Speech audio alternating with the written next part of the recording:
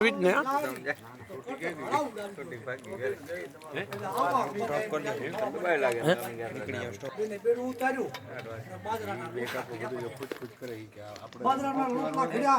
રોટલા પરહણા માખણ પરહણું ઘી પરહણું ગોળ પરહણું અને દૂધ પરહણું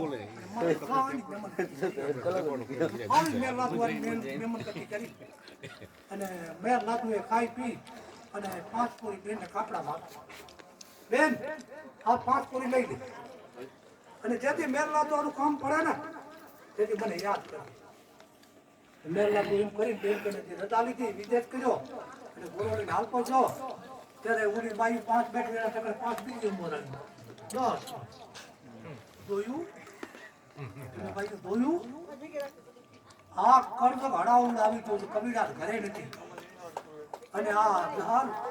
પારકા માણસને પુરુષને લઈ જાય હવે કબીરા આવે છે હવે એમ કરી અને મેં લગવાડે કોઈ મનમાં પાપ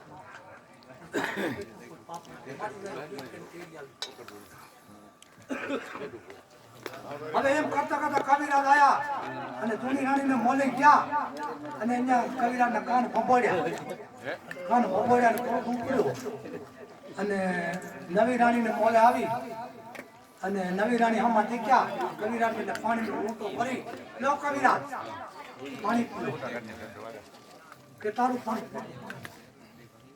તારી તૂટી આવી તારું પાણી તૂટી છે તારું તો કાળું મોં છે આવું કબીરાજને બોલવાના મળ્યા અને ત્યારે ભાઈને દેખાયું ત્યારે મારવા મળી જતો તો મારા તારનું સુને કણક લગાડી ત્યારે જાલ કહે હે પતિ મેં તારા કોને કણક નથી લગાડી કારણ કે મને સપનાએ કોઈ આવું મેં નથી વિચાર્યું મારા સપનામાં કોઈ આવું વિચાર્યું અને મને બાપમાં બે હારમાં અને મને મારમાં અને મારો ગુનો શું પેલું મને કહે અને પછી મારી નાખ તું મારો પતિ તો હું તારી પત્ની છું તો મને મુક્તિ મળી જાય તું મારી એમાં મને કોઈ વાંધો નથી પણ મને કારણ તું તો મને પૂછતો ખરો મને કેમ મારે ત્યારે ત્યાં તો હોય કે ચારણ કબીરાજ એને મારી નાખ એને આપણી સમાજનું ચારણ કરવું નાક નથી દેવા છે નાની નાની તો તારા ઘર તો નથી હવે આવું બાઈ જલાઈ અને ચકડ બાઈ ન બોલવાના વેણ બોલવા મીડિયા તો બાઈથી સહન નતું શરીર થર થર થર થર થર ઉતર ચાલુ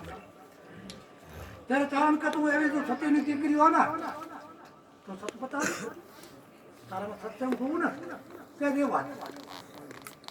સતમાં મજા નથી અને આજે તારે મારી લે તો મારી લે પણ મારું કારણ શું માર તો એમ કારણ શું તો મને કહે બધું કોઈ કાળી ત્યારે બોલીને ત્યારે એને મનમાં એમ થયું કે આને કાને બપડ્યા અને મને કાળો ડાક બે આવ્યો પછી માતાજીને પોતે આવડે અનેક બની શરણની બાઈ કૂડ મોટી મોટી માતાજી થઈ ગયું એને સંભરણ કર્યું કે મારી આજ મારી લજા દાદા અને આજ મારી સતની વાતો કરે તો મારું સત પચાસ માતાજીને પ્રાર્થના કરીને એ આંખામાંથી આંખું કરવા મળ્યું હાલે ને માતાજી આંખું ખાવા ત્યારે પોતે પગે પડ્યા કે હવે મારી ખમા કરજે ન કરવાનું કરી જા અને અમે આવી તું જાણી નહોતી કે તું આવી સતી છું અને તું અમારા ખોટા માટે તારા માટે અમે કણક બે ડાક બે આવ્યા પણ હવે મારી ક્ષમા કરજે ને ગામનું ટીમો ઉડી ગયા ગામના લોકો આવી ગયા માતાજીને પગે પડ્યા પધામણા કર્યા હવે એમ કરતા કરતા માતાજી જહલ બોલ્યા કે કબીરા તું તારા હિતની નથી દે હવે તારા જોગવું નથી તો મારી સતમાનામાં મારી સેદ અગ્નિ મારી સેદમાં મારી કાઠી પોગા મારી જીવ તો અગ્નિ સત્તા લઈ ગયો આ જગતમાં મારાથી રેવાય નહીં બહાર થઈ ગઈ હવે મારાથી ન રેવાય એટલે કવિરાજે એમાં નનામી કરાવી ત્યાં એમાં સરકાવી અને ત્યારે દાન બોલી હતી કવિરાજ મારો ભાઈ જ્યારે મેર લાદવો છે ને લાદુ અને બગી મૂકો લખ્યો મેલ લાદુ અને કાગળની બગી લખી મૂકી એ લાદવા અને આજ આવજે તારે જે તે કીધું હતું ને મારે તું બેન કાપડું દેવું પણ જે તું માંગતે તું આપી દે તો આપ તારે જેટલું દેવું હોય થોડું આ બેનને દેના કાપડું દેવું તો આપ યાર આ છેલ્લો ખબર છે ત્યારે મેલ લાદવો તૈયારી કરતો હતો ત્યારે મરે જહાન બોલી કે મેલા દુઆ તું તો આ પણ મારી ભોજાઈને તેડતો આવે મારી બાબુને તેડતો આવે મારી બાબુને લેતો આવે ત્યારે મેલા તું એના ઘરનાને કીધું કે મારી બેન મને યાદ કરે છે અને આ અગ્નિને જલમાંથી બેહે છે ને આ દેહ છોડે છે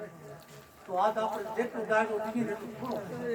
પછી મેલા તું ગામમાંથી કાવ્યું મૂલાવ્યું કટલા મૂલાયા હેઠિયા મૂલાયા અને અનેક જાતના તાલ જાઓ કપૂર કેસર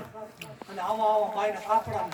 મામારામાં દાયરો કરેલો બેને દાયરો કીધું દાયરો લઈને મેઘ વાતવો બંને માણા પોટલો ઉપાડી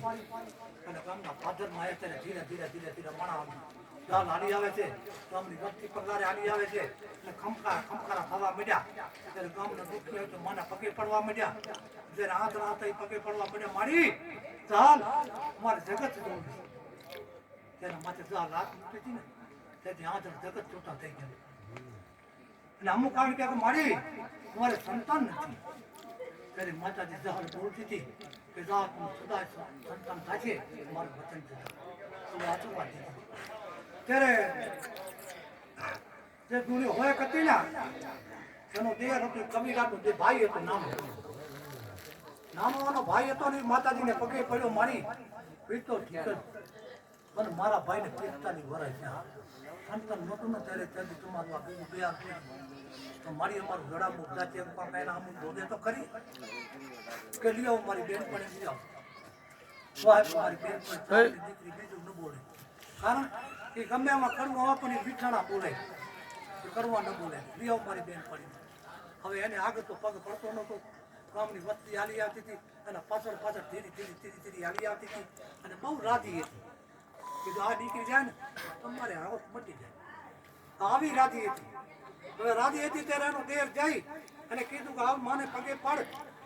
આ ધડામૂર મારું રાખે બધું અમારું ત્યારે આવતું નહોતું ત્યારે એને પોટલો કરીને અહીંયા લઈ આવી માના પગામાં નાખી તું ફફડમાં હું ચારણની દીકરી છું જહલ મારું નામ છે મહાસતી તું ફફડમાં મારી બેન હું તને કાંઈ બોલું જા તું સંતાન થશે 9 મહિને તારું દીકરા તારી ઘરે જન્મતા છે અને જગતમાં દેવી પુત્ર જેવો ધણી થશે તારો તા કવિરા એને હું હરાપતી દીધી અને તુને નથી દીધી પછી જહલને વેલ લાગવો તો કેવા મને બેન હવે આ મારું કાપડું લઈ લે આ તારું સંગાન લઈ લે તો ના દીધા મારા આ મારું સંગાન ન લેવાય કારણ કે જગતમાં કાલ મારી ટીપણી થાય મારા જીવ ન લેવાય જગત કોઈ નહીં બોલ હું ચારણની દીકરી કાલ મને ફરક લાગી જાય પછી મારી અગ્નિ પરગટાવું હવે અગ્નિ પરગટાવીને માથે જહાલે જ્યારે આસન કર્યું ઈશ્વરના નામનું અને હળ જ્યારે માલિકો સુમાં આગ લાગવા માંડી તેથી માલિકોથી જહલ બેઠી બેઠી હાકલા કરે હે બેન લાદવા આ તારે જે દેવું હોય ને એટલું થોડું તાર લઈને હાલ્યા પોતું અને જો લુગડામાં ડાઘ થાય ને આ હણકતી ફેદમાં તો મને છે ને જહલને ખોટ લાગી જાય જગત દેખાય તું આવ ત્યારે માલિક હાકલા કરતી હતી ને ત્યારે મેર લાદવો અને દાયજાની પોટલી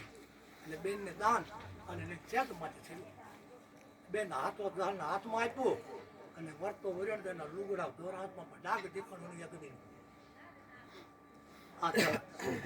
ચારણની દીકરી ઈ તો સાચી થઈ ગઈ બધી હવે